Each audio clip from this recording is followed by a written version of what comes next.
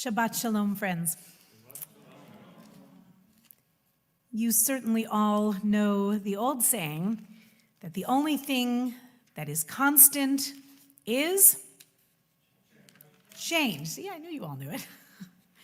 The only thing that is constant is change. And I want to thank my teacher, Donna Shapiro, who pointed out something really extraordinary about this already extraordinary section of the Torah and our Haftarah. But particularly in the Torah, we all joke a little bit wistfully about the fact that no sooner do the Israelites leave Egypt than the kvetching begins. They do it several times in this parsha even, and we laugh a little, we oy vey a little, we are a little embarrassed perhaps. But in truth, it wouldn't be this story without those episodes of complaining. Now, complaining is a subject maybe for another day. But what my friend Donna pointed out is that what they're really having a difficult time with, more than anything perhaps, and what the Torah is teaching us, peeking through these dramatic and amazing scenes, is that they're having a hard time with the change. They were used to what they knew, and change can be really difficult. It's actually somewhat clear in the Hebrew, although the English translators made a particular choice. We talk a lot about that at our Thursday morning Torah study. We sometimes compare translations. But even on the opening page of the portion, we have the word in English, change of heart.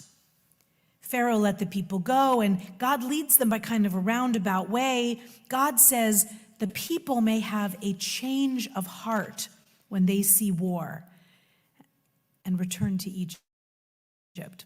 So he doesn't lead them through a more hot area, as it were.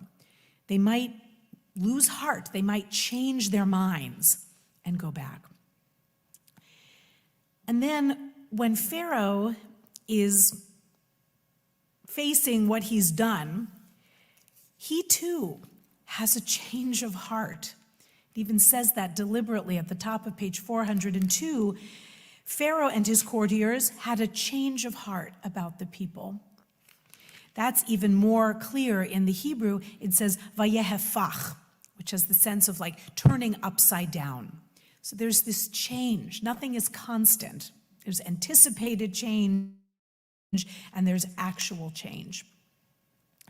And then when the people are standing at the Sea of Reeds and the charioteers are upon them, they turn to Moses and say, "Were there not enough graves in Egypt that you brought us to die in the wilderness?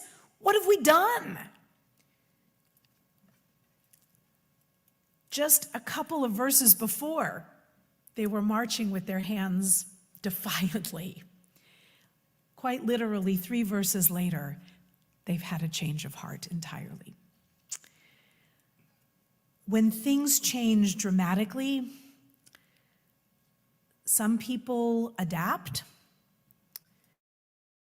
some people panic, some people adapt reluctantly, and some people stay in Egypt. Change is difficult. Some people crave it, and even then they can find that what they yearned for, what they longed for and planned for doesn't quite live up to their expectations. Just take a minute. When this subject was introduced to me, I had a parade of changes that have happened in the last several decades that suddenly were just on stage going by. Each of us will have a very different parade. But just take a moment and think of 1 or 3 or 10 changes you've experienced.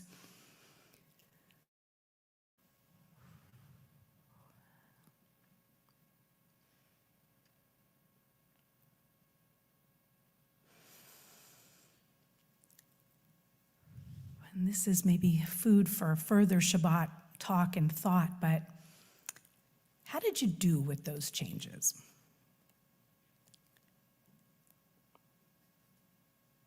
What kind of a changer are you?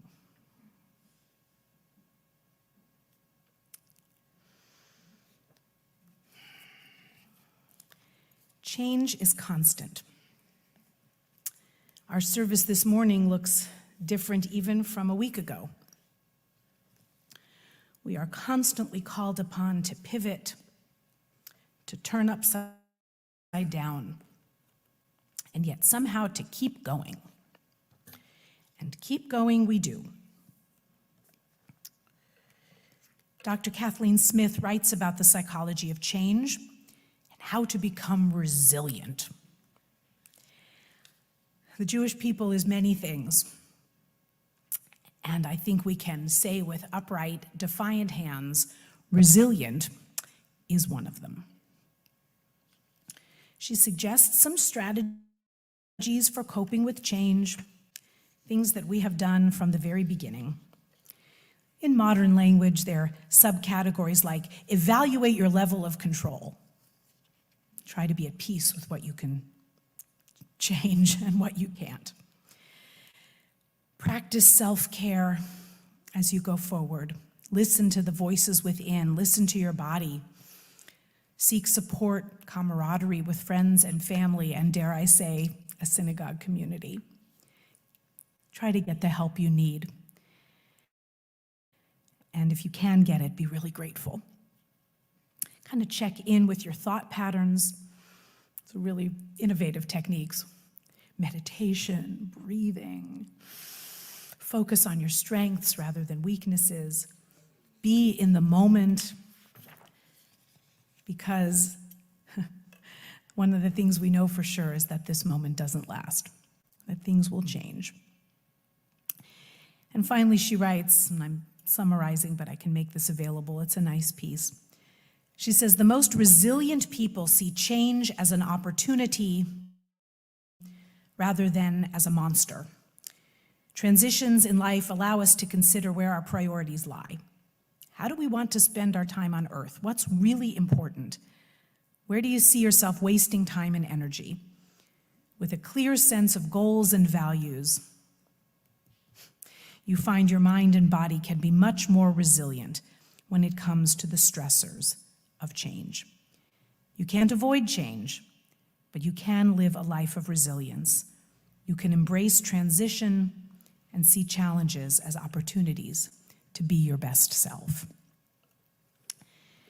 Many of the Israelites, or the people that went out with them, were not quite ready to be their best selves.